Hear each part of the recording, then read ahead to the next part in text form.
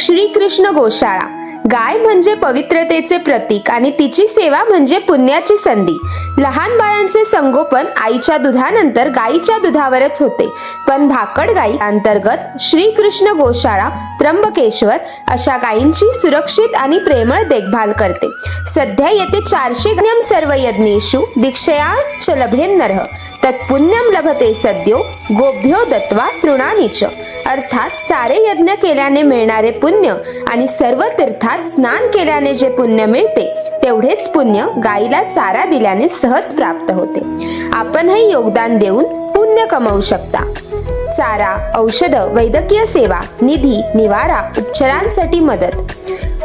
गोवत्स पूजनाच्या पावन पर्वावर गायींचा व भगवान गोपाळ कृष्ण